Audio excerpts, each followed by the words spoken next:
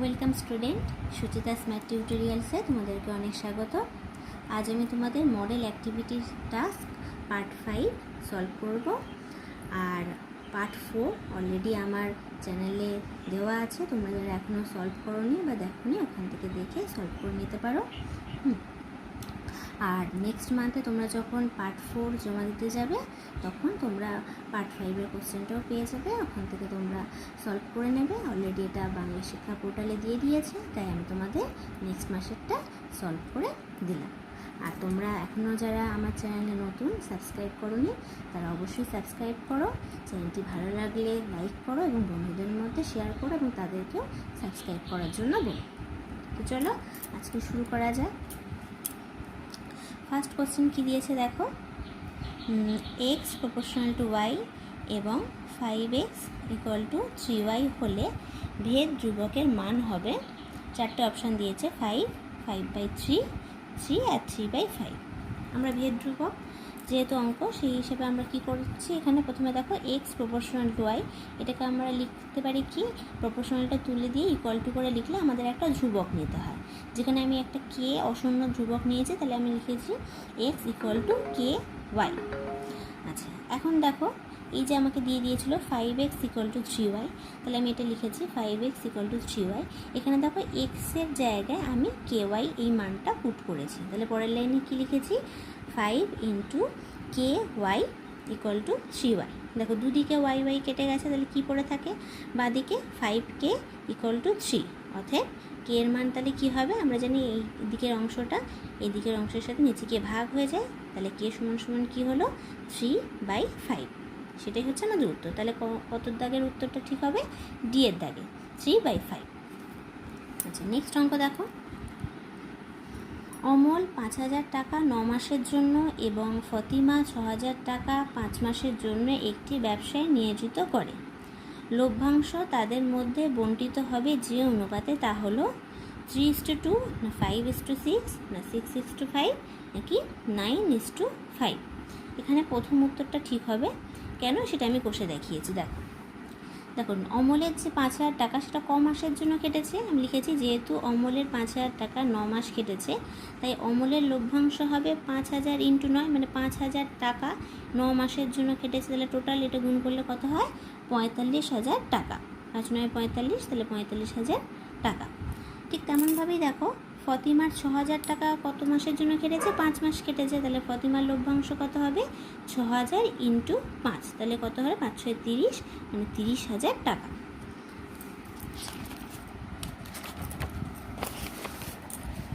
তাহলে দুজনের লভ্যাংশ পেয়েছি, এবার দুটোর অনুপাত করব। অমল ও ফতিমার লভ্যাংশ অনুপাত তাহলে কি হচ্ছে, এখানে 45,000:30,000। দেখো দুদিকে 3টে 0 0 কেটে গেল, তাহলে কি পড়ে থাকলো, 45 আর 30। এটাকে যদি আমরা 15 দিয়ে কাটাকুটি করি তাহলে এটা 3 15 45 আর 15 2 30, তাহলে 3:2। তাহলে উত্তরটা কত হবে, 3:2 অনুপাতে তাদের লভ্যাংশ বণ্টিত হয়।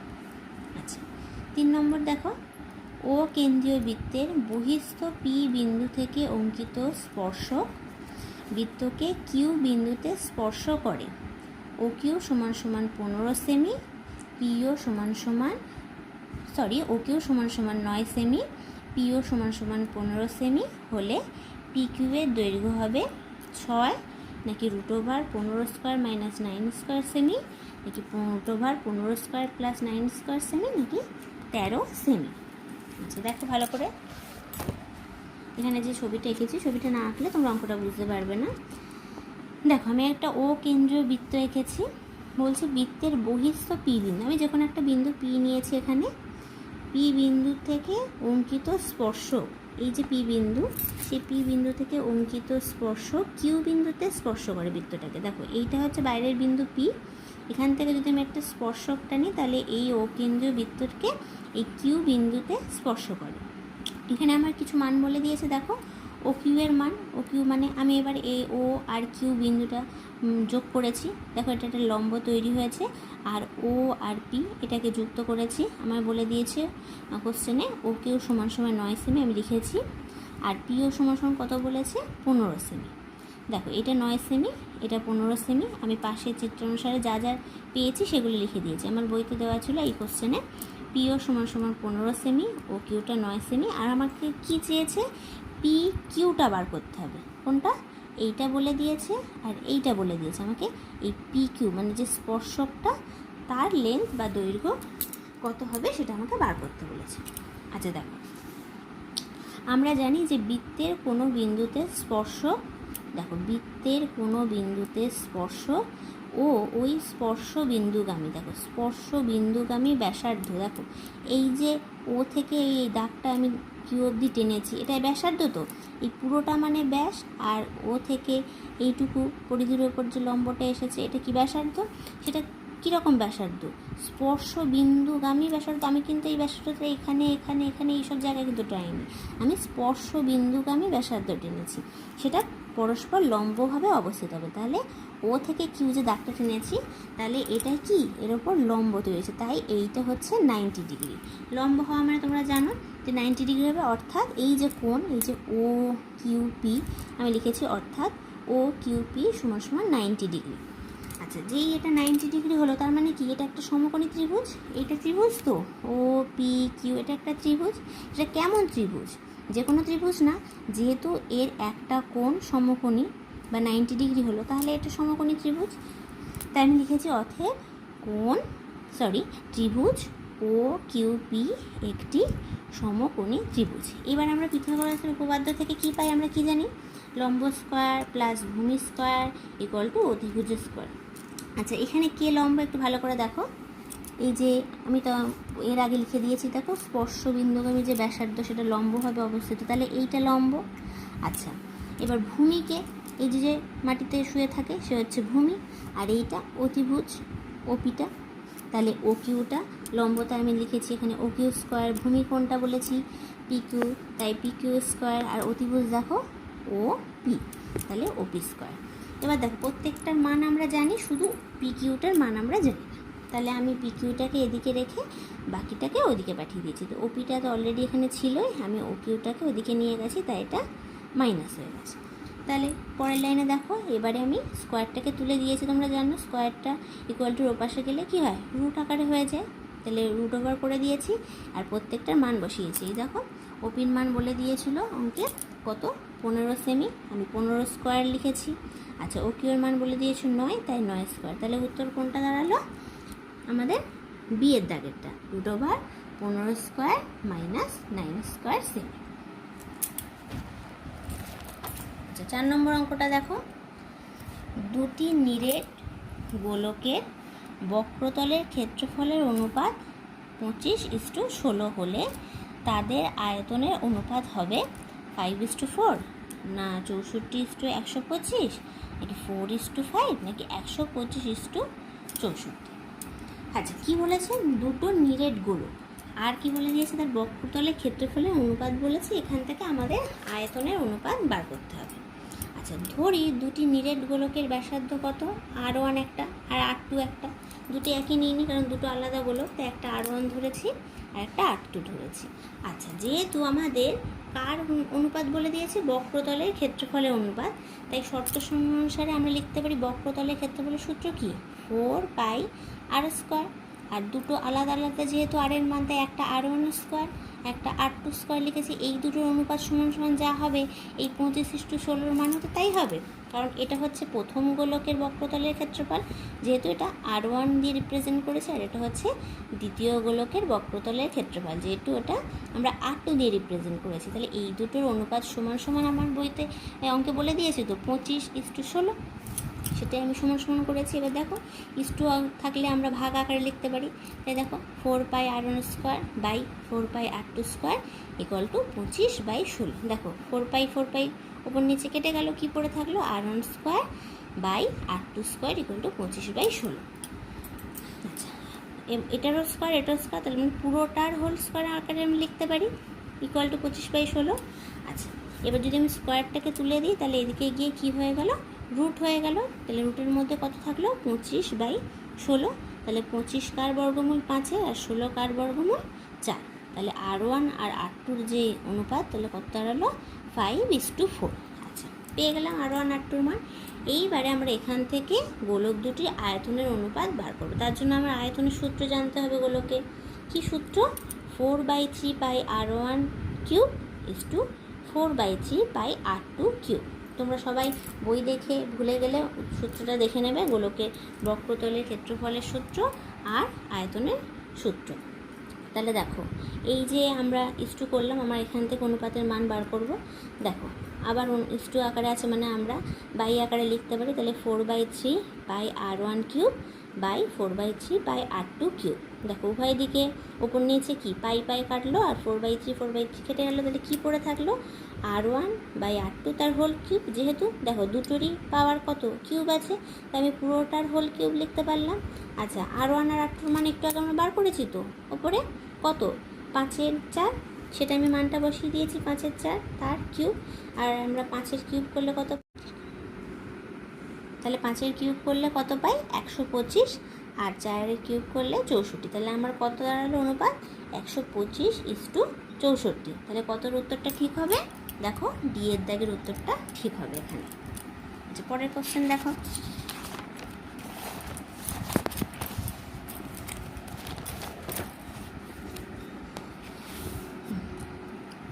কি বলেছে? 2-1, এটা এখানে সত্য মিথ্যে যাচাই করতে হবে। একটি ঘড়ির মিনিটের কাঁটার প্রান্ত বিন্দু 1 ঘন্টায় আবর্তন করে 2 পাই রেডিয়ান। আচ্ছা, যদি একটা ঘড়ি হয়, আচ্ছা ঘড়ির কাঁটা কোন দিকে ঘুরে? এদিক থেকে এইদিকে। মিনিটের কাঁটা, সব কাঁটাগুলো এদিক থেকে এদিক ঘুরে। হ্যাঁ, সেটা বলেছে 1 ঘন্টায় আবর্তন করে 2 পাই রেডিয়ান। এই পুরোটা 2 পাই মানে 180 ডিগ্রি। তাহলে এইটা কি সত্য? 2 পাই রেডিয়ান। আচ্ছা, কিন্তু কোণের ক্ষেত্রে যখন আমরা মান হিসেব করি, দেখো নিচের দিকে সেই মানটা হচ্ছে নেগেটিভ। তাহলে এই উত্তরটা কিন্তু মিথ্যা। এটা হওয়া উচিত ছিল -2 পাই রেডিয়ান। কারণ যদি কাঁটাটা এই দিকে ঘুরতো তাহলে হতো পজিটিভ, কিন্তু কাঁটা আমাদের কোন দিকে ঘোরে? এদিক থেকে, মানে উপর থেকে নিচের দিকে ঘোরে, আর এই দিকে সবসময় মান হয় নেগেটিভ। তাহলে এই বিবৃতিটা মিথ্যে। আচ্ছা, সেকেন্ড দেখো, ত্রিভুজ ABC এ BC বাহুর উপর ডি এমন একটি বিন্দু যে এরই লম্ব BC। সুতরাং ত্রিভুজ ABD সর্বসম ত্রিভুজ CAD। দেখো একটা ত্রিভুজ এঁকেছি ABC আমি একটা ত্রিভুজ এঁকেছি। BC মানে কোন বাহুটা? এই নিচের বাহু। BC এর উপর ডি বলছে এমন একটা বিন্দু, আবার সেটা কীরকম বলছে? AD লম্ব BC, মানে এই ADটা যেন আবার BCর উপর লম্ব হয়। তাহলে কি এই ত্রিভুজটা সমান সমান এই ত্রিভুজটা বলতে পারি? মানে এটা সর্বসম আর এটাও সর্বসম, এই দুটো সমান বলতে পারি? হ্যাঁ বলতে পারি। কখন? যদি আমার এই কোণটা 90 ডিগ্রি বলা থাকতো। কিন্তু দেখো এখানে এ কোণের মান 90 ডিগ্রি, কিন্তু এমন কিছুই বলিনি। যদি এটা 90 ডিগ্রি হতো এবং এডি লম্ব BC হতো, তাহলে আমরা বলতাম এই ত্রিভুজটা সর্বসম এই ত্রিভুজটা। তাহলে এখানে যেহেতু বলেনি, তাহলে এই বিবৃতিটাও মিথ্যে। আচ্ছা, নেক্সট দেখো, একটি লম্ব বৃত্তাকার শঙ্কুর ব্যাসার্ধ, উচ্চতা এবং তির্যক উচ্চতা সর্বদা একটি সমকোণী ত্রিভুজের বাহু ত্রয়, মানে 3টে বাহুকে রিপ্রেজেন্ট করছে কিনা। আচ্ছা, একটা লম্ব বৃত্তাকার শঙ্কু এঁকেছি, এটা একটা শঙ্কু এঁকেছি। আচ্ছা, নিচেটা বৃত্তাকার, লম্ব বৃত্তাকার শঙ্কু। আচ্ছা, এইটা আমি এখান থেকে কী টেনেছি? লম্ব টেনেছি। এটাকে কী দিয়ে রিপ্রেজেন্ট করা? এইচ মানে উচ্চতা। আর এইটা হচ্ছে লম্ব বৃত্তাকার মতো কোনো একটা বিন্দু, এখান থেকে এইটা হচ্ছে ব্যাসার্ধ মানে আর এইটা কি? তির্যক উচ্চতা, মানে এইচটা হচ্ছে উচ্চতা, এলটা হচ্ছে তির্যক উচ্চতা, আর আরটা ব্যাসার্ধ। তা বলছে যে এটা কি সর্বদাই একটা সমকোণী ত্রিভুজের বাহুত্রয় হয়? তাহলে দেখো এই ত্রিভুজের এই যে নিচেরটা লম্ব বৃত্তাকার যেটা বৃত্ত, তার এটা হচ্ছে কেন্দ্রবিন্দু, এখান থেকে এটা ব্যাসার্ধ, এর উপরে এইটা লম্ব। তো এটাকে যদি আমি মান দিই ABC নাম দিই, তাহলে আর এটা যদি আমি ডি বিন্দু ধরি, তাহলে এডিটার উপর লম্ব। তো তার মানে এই কোণটা কত হলো? 90 ডিগ্রি হলো। তাহলে দেখো 90 ডিগ্রি হলে মানে এটা কি? একটা সমকোণী ত্রিভুজ।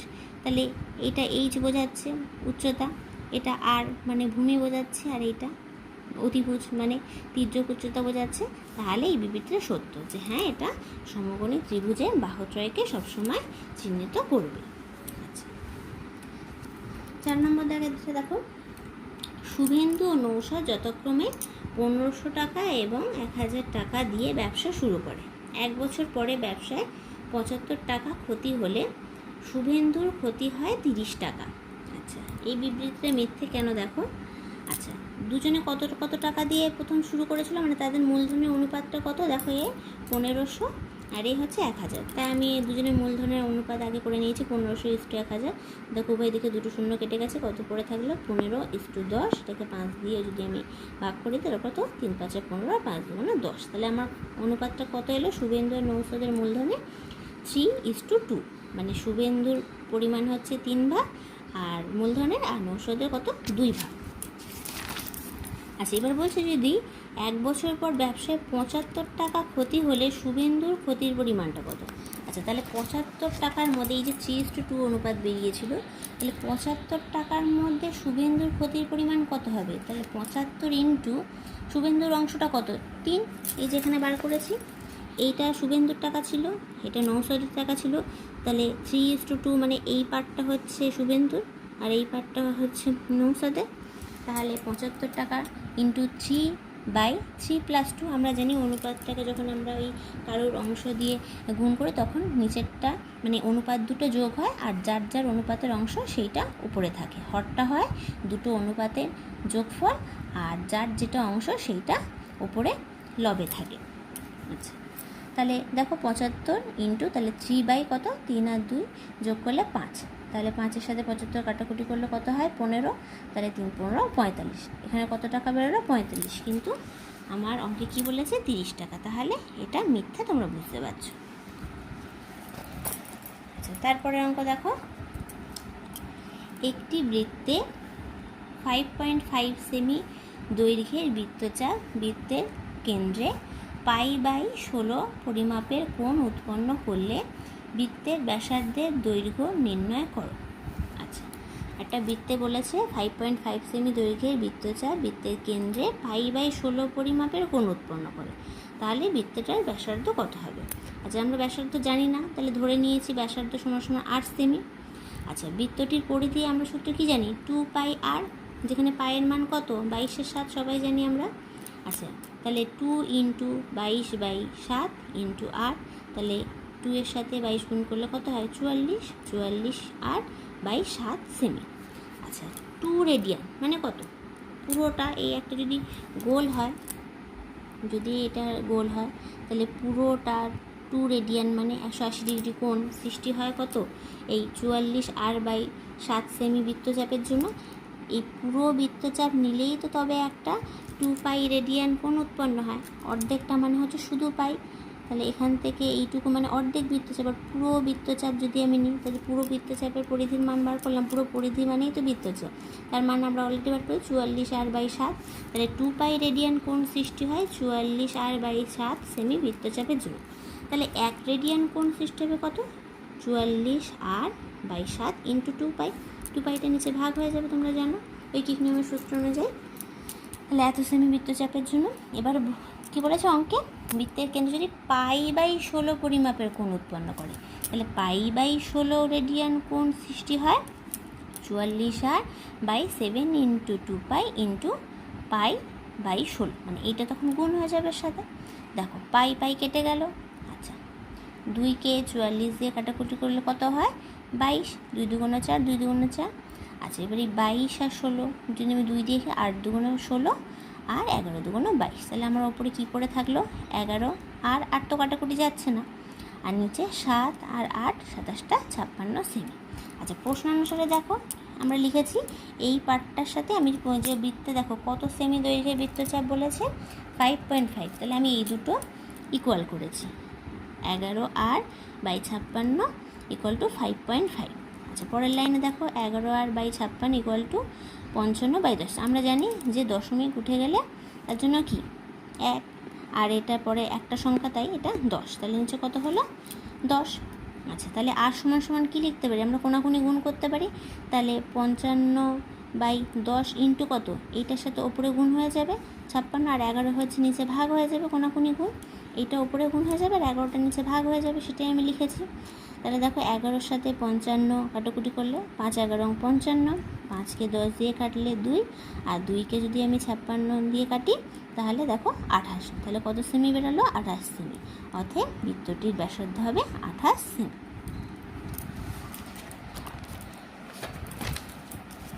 নেক্সট অঙ্ক দেখো, একটি লম্ব বৃত্তাকার শঙ্কুর উচ্চতা 12 সেমি এবং আয়তন 100 পাই ঘন সেমি হলে শঙ্কুটির ব্যাসার্ধের দৈর্ঘ্য কত তা নির্ণয় করি।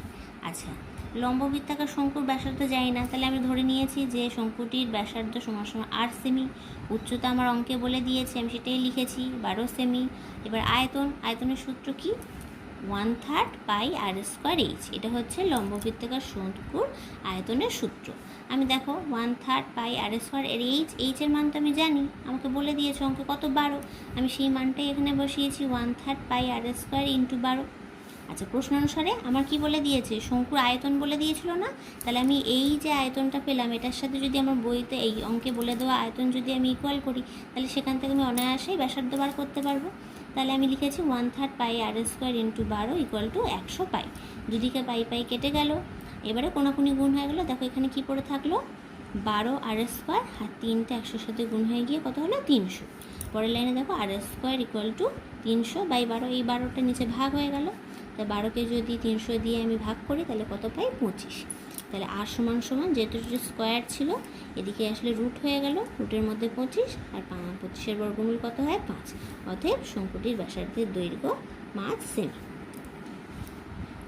আচ্ছা, এবারে দেখো, x প্রপোর্শনাল টু yz এবং y প্রপোর্শনাল টু zx হলে দেখাও যে z একটি অশূন্য ধ্রুবক।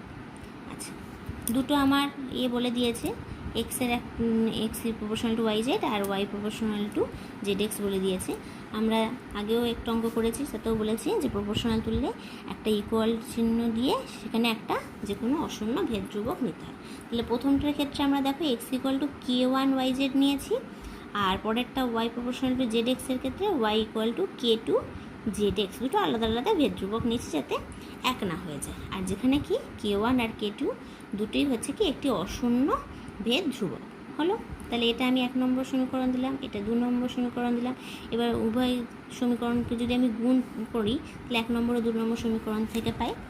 তাহলে 1 নম্বর আর 2 নম্বরটাকে গুণ করছি, দেখো এক্সের সাথে ওয়াই গুণ করেছি, ঠিক তেমনভাবে তাহলে এইটার সাথেও এটা গুণ হয়ে যায়, সেটাই লিখেছি। এবং দুটো ইকুয়াল তো, যেহেতু এটার সাথে এটা গুণ করলে ইকুয়ালের দিকগুলোও গুণ হয়ে যায়, তাই লিখেছি x into y equal to k1 yz into k2 zx। দেখো ওয়াই কেটে গেল, এক্স কেটে গেল, তাহলে কী পড়ে থাকলো? এই পার্টে কিছু নেই, মানে 1 পড়ে থাকলো, equal to k1 k2 R Z গুণ করলে কী হয়? Z square. পরের লাইনে দেখো জেড স্কোয়ার সমান কি k1 k2 1-এর নিচে ভাগ হয়ে গেল, কারণ সমান এদিকে ছিল, এদিকে এলো মানে নিচে ভাগ হয়ে গেল, তো 1/k1 k2। তাহলে পরের লাইনে লিখতে পারি জেড সমান রুট ওভার, কারণ স্কোয়ার ছিল, এদিকে আসলে বর্গমূল হয়ে গেল, রুট ওভার হয়ে গেল 1/k1 k2। দেখো এই পুরো পার্টটার মধ্যে কোনো এক্স ওয়াইয়ের টার্ম নেই, তাহলে মানে কি এটাও একটা ধ্রুবক। তাহলে আমরা প্রমাণ করতে পারলাম যে এটা একটা জেড একটি অশূন্য ধ্রুবক, মানে এই যে জেডের যে মানটা সেটা হচ্ছে একটা ধ্রুবক সংখ্যা এসেছে, সেটা যাই আসুক k1 k2 দিয়ে এসেছে, সেটা একটা অশূন্য ধ্রুবক। আচ্ছা, এরপরে দেখো যুক্তি দিয়ে প্রমাণ করো যে কোনো সমকোণী ত্রিভুজে অতিভুজের ওপর অঙ্কিত বর্গক্ষেত্রের ক্ষেত্রফল অপর দুই বাহুর ওপর অঙ্কিত বর্গক্ষেত্রের ক্ষেত্রফলের সমষ্টির সমান। এটা আমি করলাম না, তোমরা দেখবে টেক্সট বুকে পেজ নম্বর 285-তে উপপাদ্য 49 করে দেওয়া আছে, ওখানে সুন্দর করে বুঝিয়ে দেওয়া আছে, তোমরা বই দেখে এটা করে নিও। আর কোথাও কোনো অসুবিধা থাকলে তোমরা আমাকে কমেন্টে জানিও। আশা করি তোমাদের সমস্ত অঙ্কগুলো সলভ করে দিতে পারলাম। আর আবারও বলছি, তোমরা চ্যানেলটা সাবস্ক্রাইব করো, বন্ধুদের মধ্যে শেয়ার করো, আর ভালো লাগলে অবশ্যই লাইক করো।